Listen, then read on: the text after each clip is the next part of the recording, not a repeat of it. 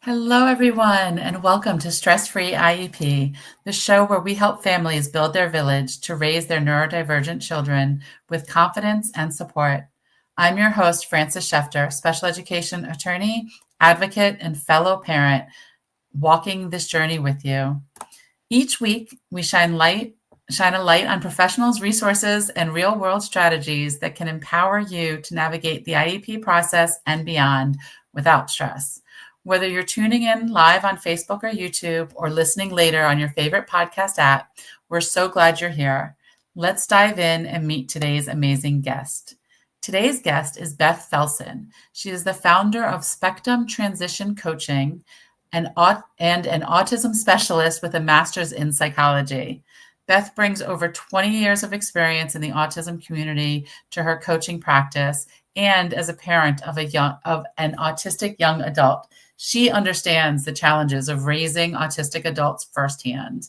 Beth is a graduate of the Autism Association of New England's Intensive Autism Coach Training and Teens and College Students Executive Functioning Coach Training through JST Coaching and Training. She is also a certified provider of the UCLA Peers for Young Adults Social Skills Intervention and a trained counselor for the Greenwood Holistic Career Assessment. Beth is a member of Wiser of DC and the College Autism Network, and a frequent speaker at neurodivergent focused events. Beth, thank you for joining us and welcome to the show. Thank you. Thank you for that intro. That AANE title is quite a mouthful. Yes, definitely is. So, here's the bigger question, like what happens after the IEP? Like, this is a question I get often, like, now what? Like, all of a sudden you had all these supports in school, but then what happens afterwards? And that's where you come in. Yeah, absolutely. And it's a great question. And it's one that surprisingly few parents really know the answer to when they are in the K through 12 system, unless they happen to know somebody who has been through it before and can share information with them. So basically, the IEP ends at when students age out of K through 12. So whether that's at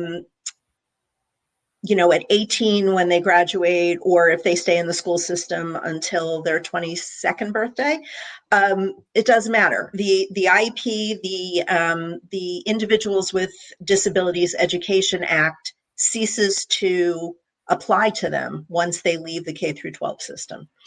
So the big question is, well, what happens at that point? What happens at that point is anybody with a documented disability falls under the Americans with Disabilities Act, the ADA. So the Rehabilitation Act of 1973, which is the section that talks about 504 plans, is part of the Americans with Disabilities Act.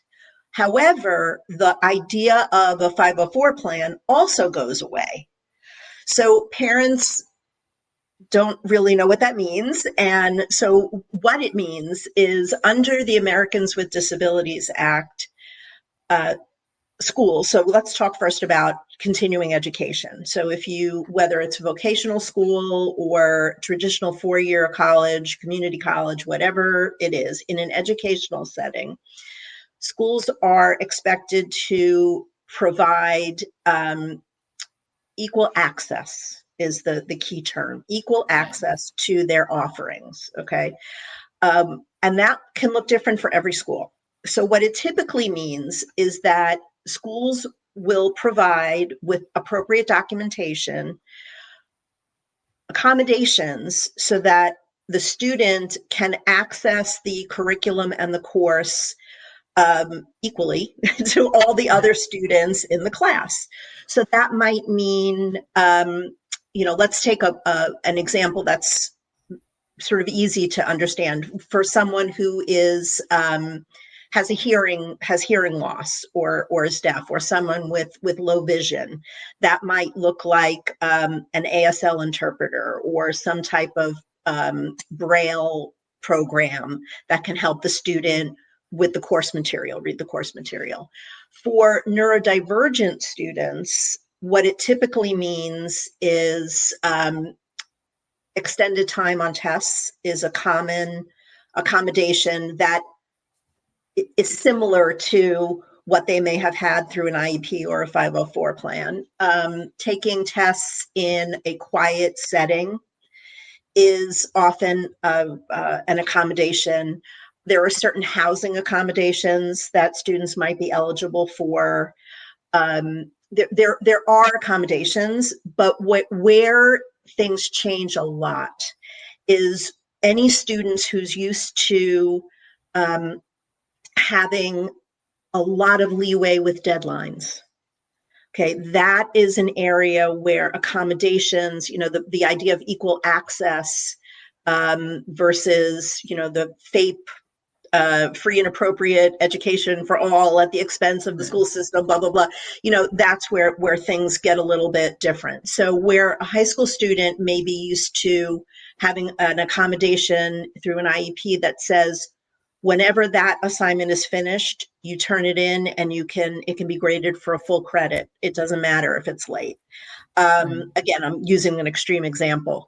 Most college professors, that's not going to fly. So they expect you to turn the assignments in by deadline.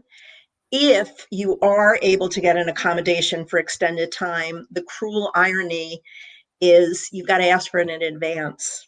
So you might have a student who's got really not so great executive function skills who needs to, a week in advance of the true deadline, request an extension with a new due date that they're proposing from their professor. So that's where it gets challenging. The other accommodation that often goes away is flexibility with attendance requirements. Mm-hmm. So where a student might have very flexible attendance at K through 12, and this goes for physical disabilities in addition to neurodivergency. It's really for any disability. At the college level, professors expect you to attend the class, and most feel that their course, what they're presenting is an important part of the course material, and they may have in their syllabus, you can miss 2 classes without I was going to say, some schools have the 80-20. If you miss 20% of the class, you fail, period. Yeah. Right? Yeah. And even if someone is able to get an accommodation related to attendance, it's usually only maybe 1 or 2 more additional classes that they can miss. So that's where a lot of the differences come into play. Yeah. Well, and the other difference I know is a big one is that the parents are no longer the drivers. Oh, yes. Right? Yeah. It's now the student, right? Because they're 18. Yes. So in addition to IDEA disappearing from their lives when they graduate K through 12, they also are now, schools are bound to all of the privacy requirements that are in, the HIPAA stuff, and they will not talk to parents. Some schools, many schools, will allow a student to sign a waiver that says you're allowed to talk to my parent. But I will tell you that even in those situations, the student is still the primary conduit of information. So for example, if the student is having an issue that requires a meeting with someone in the school administration, the student has to make the appointment. The student has to formally request that their parent participate in that meeting. And the school will abide by the parent's request, but the student's request rather, but the parent cannot call the dean of students and say, my child's having a problem, I'd like a meeting. The dean of students is going to say, that's lovely. Have your student contact our office and we're happy to talk with them. And that can be a huge thing. I mean, I know you're a parent who has kids with different learning needs. I'm the parent of, I still call them my kids, even though my youngest is 24 at this point. But My mom still they'll calls always me be my her kid, babies. and I'm way over that age. But we're so used to being so involved in our Yeah, kids' education. We have to when they're really young and they're kind of too young to advocate for themselves. And then we want to make sure that we know that they're getting everything that they're supposed to be getting and everything's working the way it's supposed to work. It's very hard to pull back from that and shift the locus of control to the student. It's hard for the parents. And a lot of times the students don't have that skill set because they've never had to flex those muscles. right. Yeah, and it's, I know it's also hard for the parents because they're like, but I'm paying the bills. Oh, Doesn't yeah. matter, right? It doesn't matter. Yeah. Yeah. Yeah, it's, Yeah, parents don't see grades. All of the right, grades will go. I mean, I remember when I was in college, 1,000 years ago, we got our grades mailed home. right. So I was at home. My grades arrived. My parents knew they had arrived. But now everything's done electronically. So Yeah. yeah. Yeah. No, I know. It's definitely a challenge. I know because I did a presentation for universities in Florida at one point, and it was, were telling stories about how parents walk in with an IEP to the disability office and be like, "Here's my child IEP, implement it." And it's like, well, no, that's not how this goes, right? Yeah. So a couple of things about that. Number one, a lot of parents are under the misinformation that if their child has a 504 plan, because the where that's mentioned in the law, the Rehabilitation Act, is part of the ADA, that a 504 plan will be something that they can bring to a college and say, here, implement this.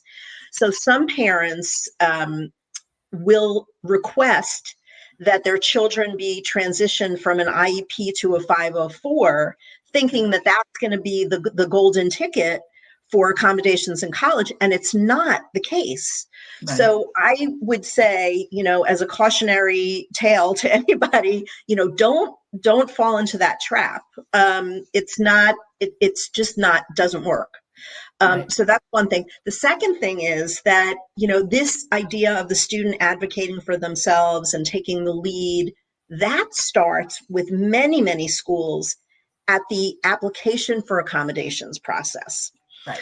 So, a college expects that it is going to be the student who's going to be submitting the paperwork, who's going to be doing all that stuff. Now, some schools, and this is based on also my own personal experience, some schools will speak with a parent for that initial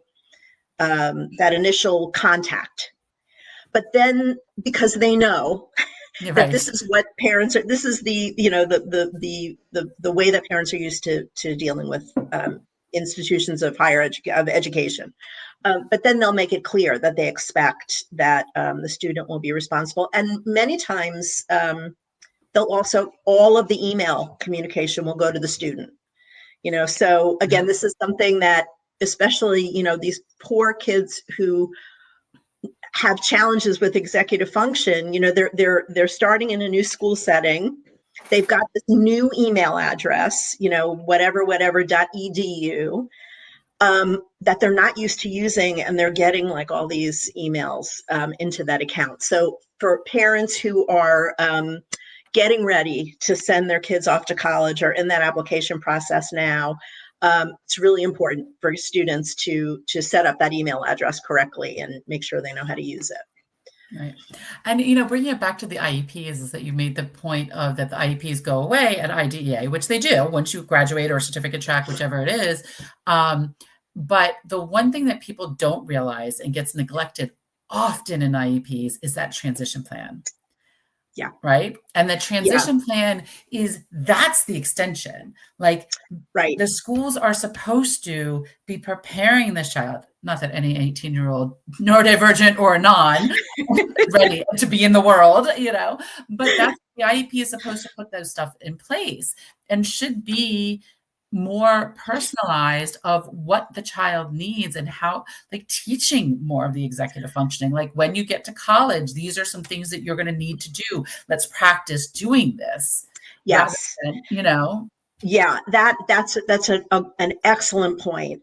Transition planning is so important and so often overlooked, especially for the population of students who are maybe twice exceptional, or the kids for whom a traditional college path is something that they are expecting to take.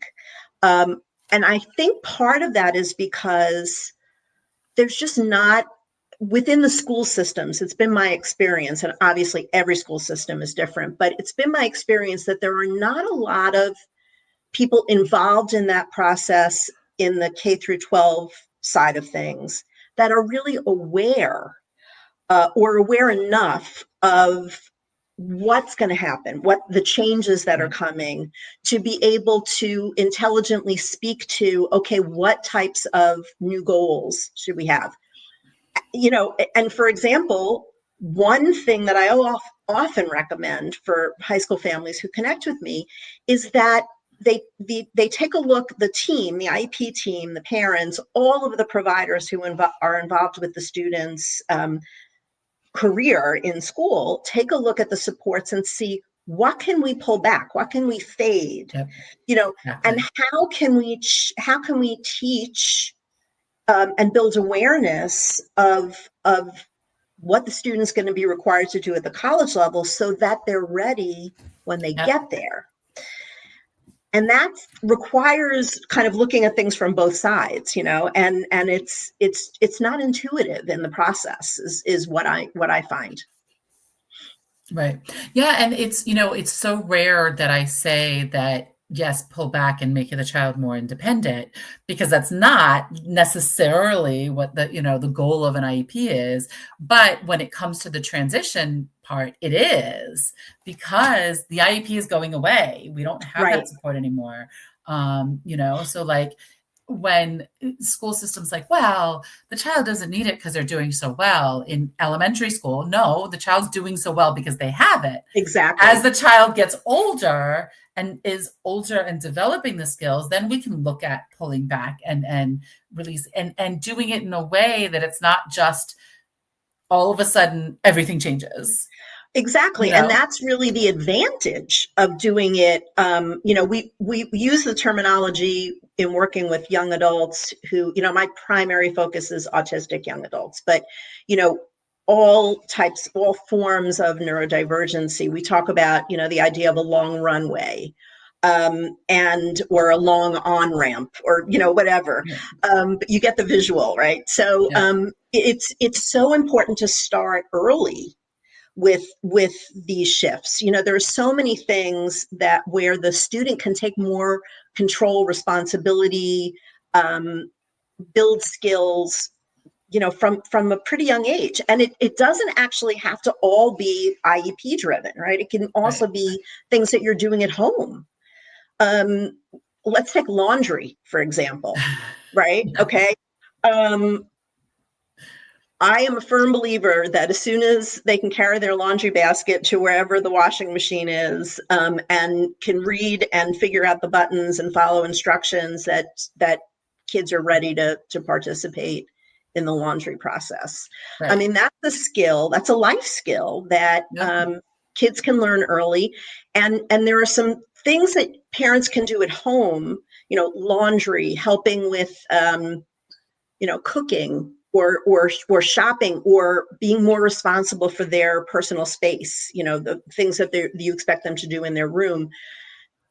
When they can do them successfully, it's a huge confidence booster, right? So there are so many things that kids can learn to do at home and feel good about, that will give them the confidence to then become more involved in their IEP meetings, Right.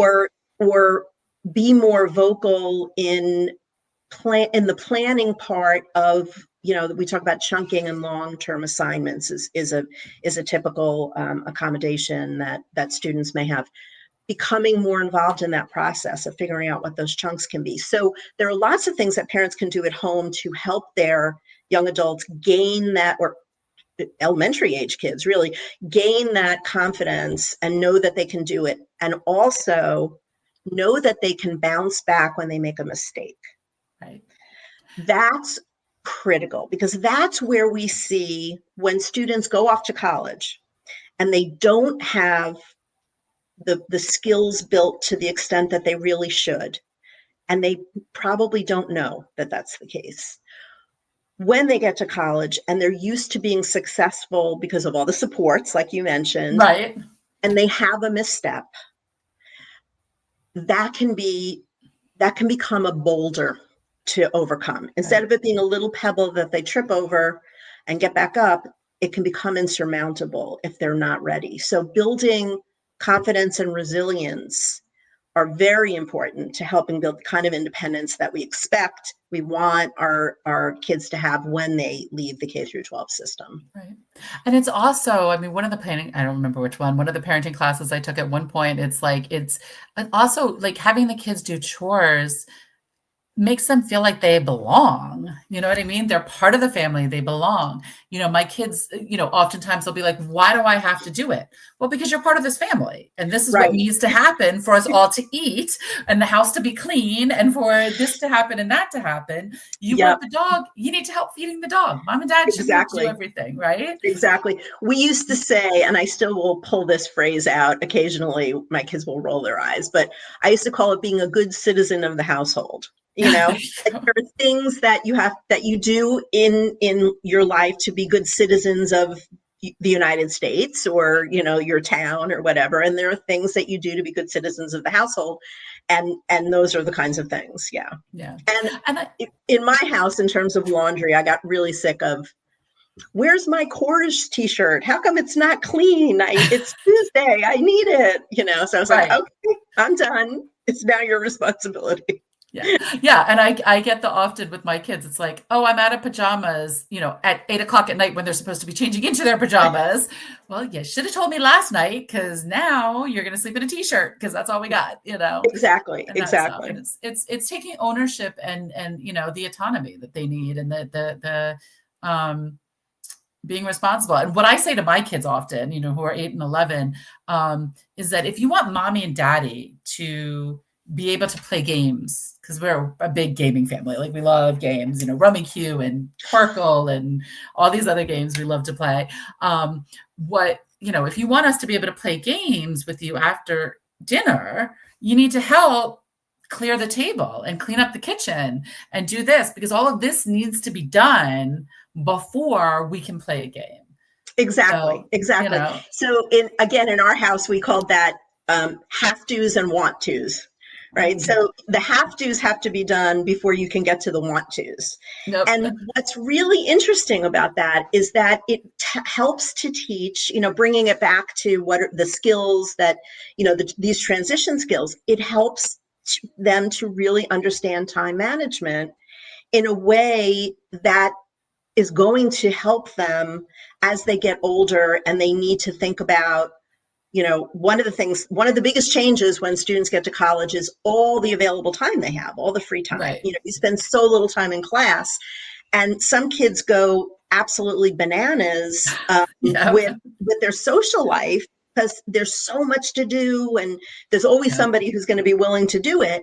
But gee, if you don't study for that test or think about what time you're going to go to bed the night before your 8 a.m. class that you're expected to be to, it's going to really impact your ability to be successful. So great job, Frances. Thanks. Well, it's also setting up for what we do a lot in my household. My daughter, she's going to be a little attorney, I'm sure. She's a negotiator like crazy, my older one. It's like, well, but how about this way? It's like, what? So we do a lot of choices. Like, what? You're 100% right. It's your body, your choice. You don't have to shower. But here's the deal. I'm not doing your laundry if you don't shower, and you're not getting in my car if you don't shower because you smell right now, and so you don't have to shower. That's a choice. But I also have that choice of not letting you in my car. So, Exactly. The idea of the consequences, and there are, that's really important. That's really important as well. And I love the fact that we did the same. My husband's an attorney, so there was a lot of negotiating in my house too. We were one of the things that I think is important for all parents, but especially parents of kids who have learning differences and are in the IEP system, especially the SPED system. It's important to know that our kids have a really important, meaningful voice, and and their opinion matters. And we would do the same thing with our kids. Um, my husband grew up in a family where everything was you have to write a report, right? So this is in the era of encyclopedias, right? So they had the whole, Encyclopedia Britannica on themselves. And so if they asked a question, their dad would say, well, that's a great question. Why don't you go pick up the encyclopedia and write a report on, what that was. Yes. So we would do some similar things with our kids. Our daughter came to us once and said, we should switch all of our light bulbs from incandescent to compact fluorescence at the time. So we're going way back now. Right. But so we said, right. Yeah. So we said, well, that's an interesting suggestion. We'd like to know why you think that, and we would like to see some research to back it up. So, right. But that helps again with that idea of self-advocacy, which is such an important skill, that should be part of any transition plan of a student who's in the school system.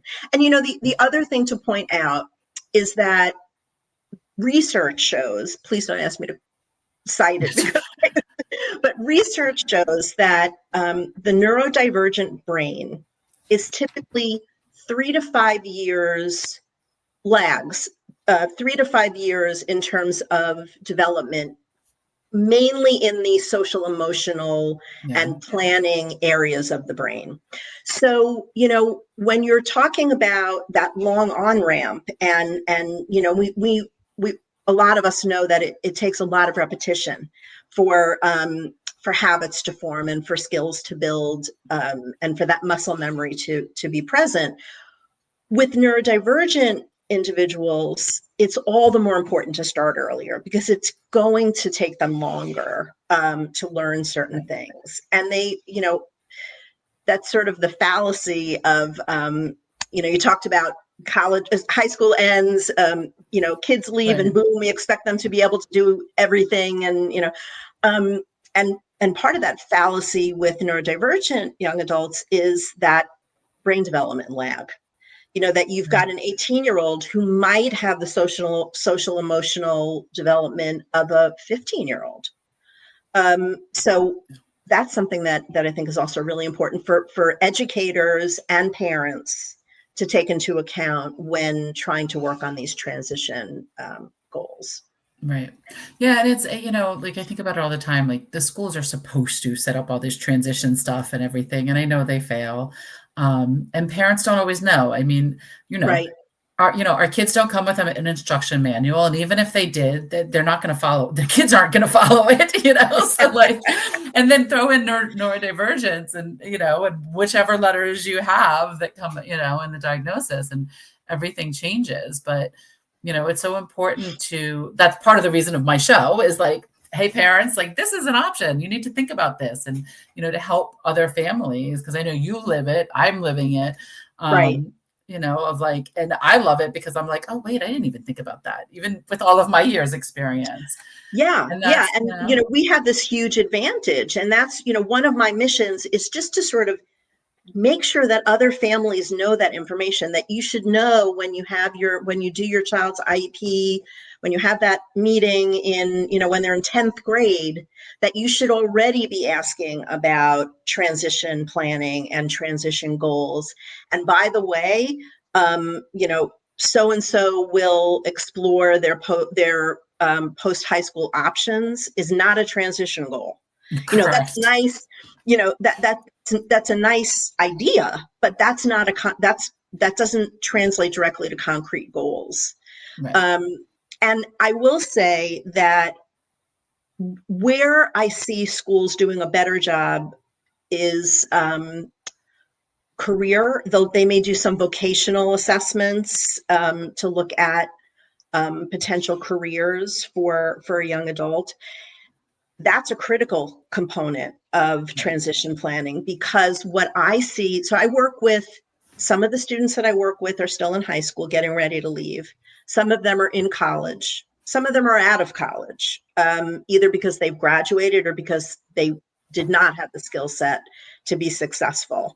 And what we find is that oftentimes, especially with the autistic students, they've majored in something that's really interesting to them because it helped them with the motivation Right. to get through school and to deal with all of the non-academic things that can be so challenging. Let's take history, and I'm sorry for picking on history. People who majored in history, I love history. Okay, so I will oftentimes meet with a student who was a history major. They know everything there is to know about the period of history that's most interesting to them, and they did very well in their coursework, but they don't have any thoughts about how to actually get a job that Right. Right. utilizes their skill set, and they're sometimes not even really clear about what that skill set is. Yeah. you know um, so so that's a place where career and vocational transition goals and doing those kinds of assessments when the student is in high school can help tremendously for young adults who would like to go to college and then have successful careers doing whatever it is that that they're interested in doing and could be good at doing. Right. Like, I mean, I see a lot of times in the transition part, like, we'll identify 4 colleges that they're interested in. And like, no, that's not individualized. It's okay. We have a child here that's, very involved in history. So what is there going to be? Okay. They love history and want to do something with history. What job opportunities are there Right. that knowledge of history would be helpful for? Like working at a Smithsonian, maybe, or Yep. things like that. What job? And then what do they need to do in order to qualify for those jobs, and kind of then reverse engineer it so then they have a plan. Like, Exactly. not that we know what we want to do at the age of 18. No, I I didn't know want what I wanted to do at the age of 50. I mean, right, exactly. I at 18 I wanted to be a psychologist. I wound up going into education. Great. At 32 I went to law school, like it's all, yeah, you yeah. know. Paths change, absolutely. Right. But, again, what we find sometimes, and again, autism is a spectrum. And what that means is that it shows up differently for everybody, but there are some common themes. And one common theme is some type of inflexibility, rigidity, something. So understanding that there might be multiple ways to, if your ultimate goal is to be an astronaut or to be involved in the aeronautics industry, it doesn't necessarily mean that you have to be an aeronautical engineer. You know, Right. getting families and students to really understand that there can be multiple pathways to the same ultimate goal, and doing that through a strong transition planning process and evaluation process. It's really 2 parts, right? There's got to be some kind of an evaluation component, and then there's the planning piece of that transition plan. Right. Yeah. And what does it look like? And that, it's, I know with a lot, like a big topic now that's been going on is homeschooling and all that other stuff. And, Right. some of our kids on the spectrum have in their head, I have to go to public school. I have to go to this type of school. I have to get these type of grades. I have to do Right. this type of work in order to go to this college. Right. And it's not the case anymore. No. No, it's not the case. I've worked with a number of students who were homeschooled, and the colleges are seeing so many more students applying who have come from a homeschool or a less traditional schooling background, that they now have, lots of um, oh my goodness, the only word that's come to my mind is instructions, but that's not the word. Mhm. That's not where I want to go with this. They know how to deal with those students. Right. They know, oh, you don't have a recommendation letter from your high school counselor. You can get one because you didn't have one. Right. You can get one from, this type of person or that type of person. So they know Right. how to handle the application Accommodations. process. Right. Yeah, exactly. And Yeah. the other thing is that, and this is where I am seeing some forward movement from parents, much greater willingness to understand that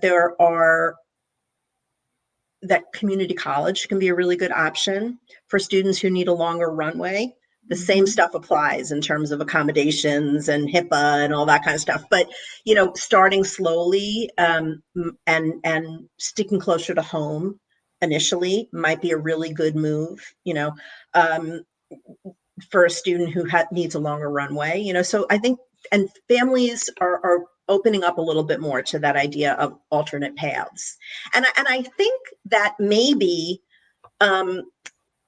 even if families are not involved in the homeschooling movement or, alternatives to a more traditional school setting, there's a greater awareness that those exist. Yeah. And I think that's helping families become more aware and more accepting of alternate paths for higher education as well, which I think is really a great thing. Right.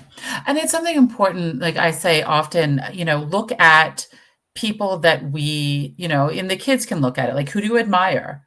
Who do you want to be like? Let's look like what their background is, because a lot of Exactly. times you'd be surprised, Yeah. all these top CEOs, they didn't all go to Harvard and Yale. They didn't all, like, go to the top high schools and stuff like that. And, Yeah. So a couple of things about that. First of all, I think it's important for families to understand that not every college is a good fit for every student.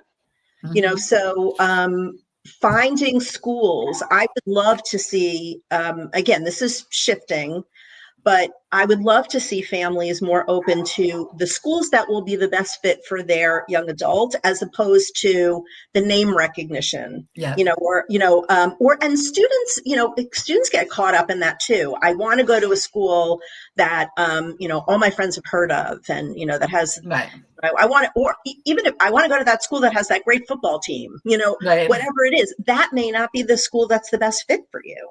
So yeah, thinking about that, and that includes what types of accommodations are available at the school. yep, One thing that families don't know is you can call any disability services office. That's typically the office that deals with accommodations has some variation on student success, disability services, right, student support, something like that. It's usually pretty easy to find on the website.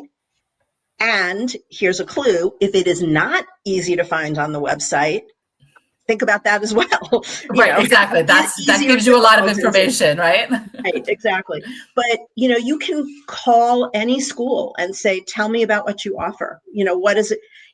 If your student has a particular disability and you're concerned about whether the school will be able to handle that particular disability, they're not going to say to you, we have 17 students who have the same disability, but you can ask, have you worked with a student who has POTS? Have you worked with a student with,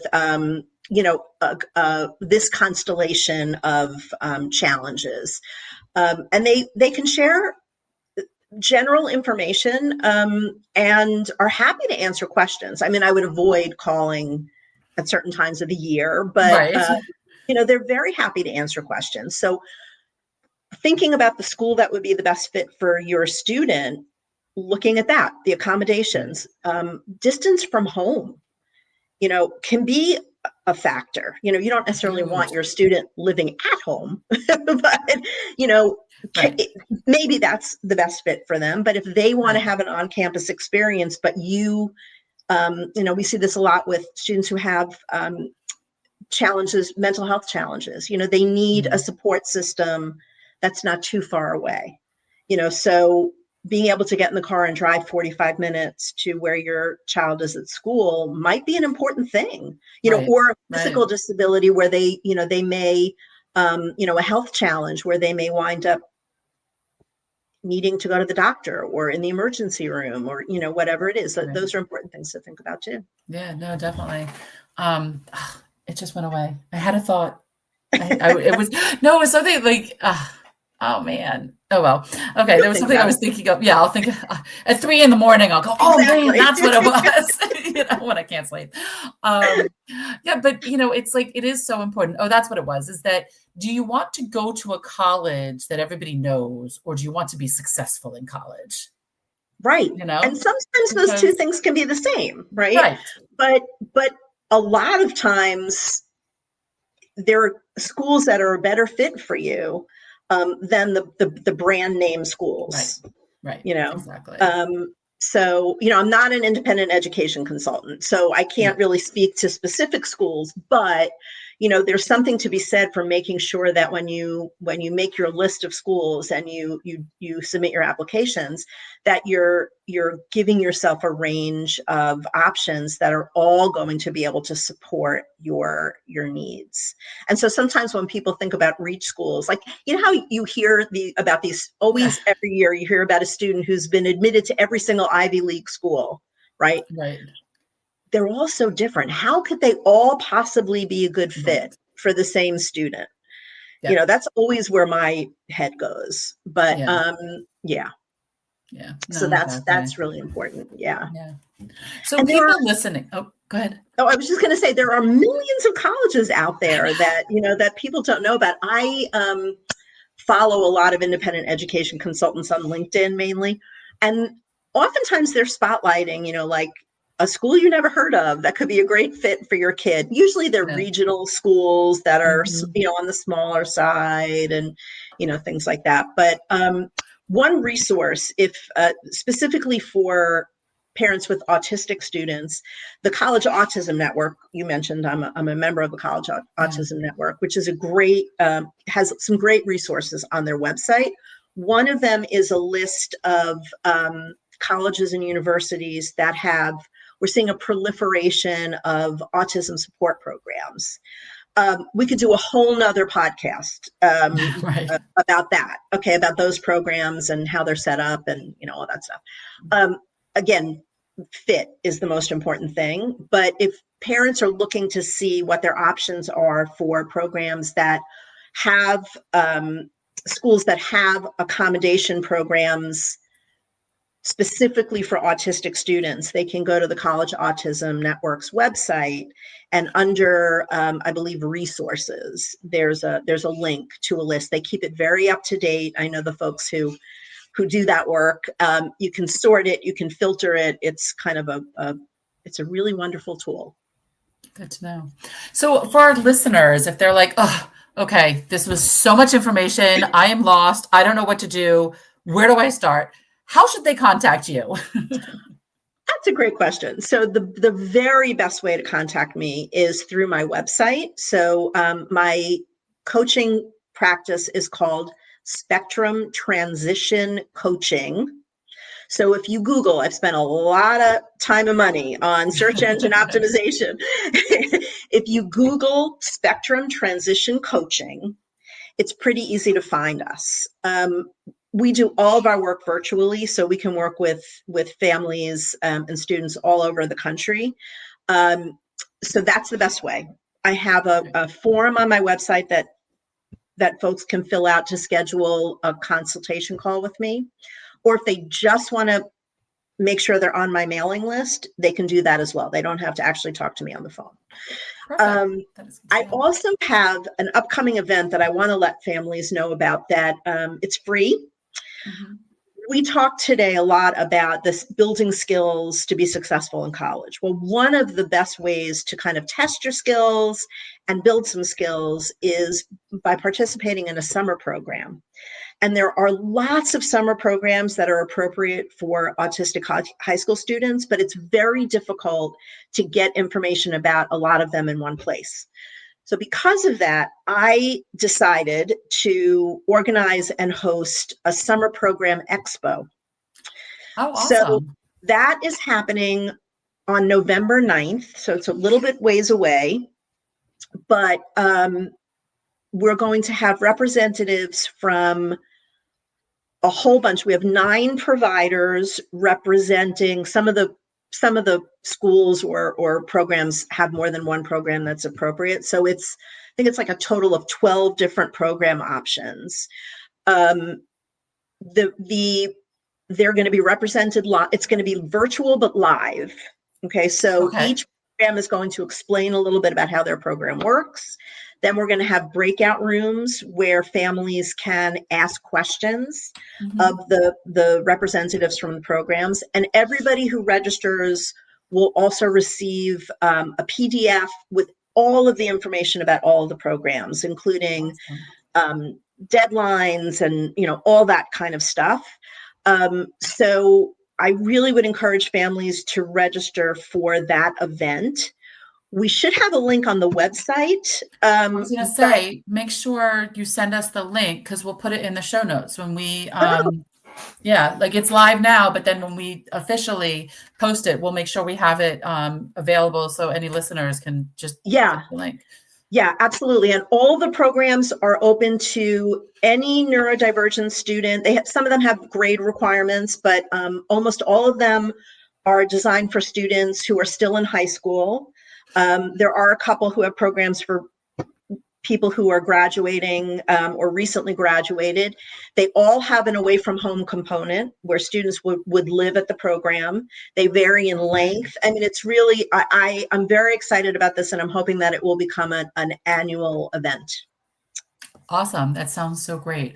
Thank you so much, Beth, for coming on and sharing all of your wisdom with us on transitions, which is such an important part that is often neglected. You are so welcome. I enjoy speaking with you today, Frances. Thank you. Thank you for all the work you do and getting all the word out there to all the families. Thank you. And thank you, listeners, for joining us on this episode of Stress Free IEP. We hope today's conversation gave you new tools, insights, or just a little more peace of mind as you support your neurodivergent child. Don't forget to subscribe so you never miss an episode. And if you found this episode helpful, please share it with someone in your village. You can always learn more and connect with me at schefterlaw.com or follow along on social media. Until next time, remember, you do not have to do it all alone.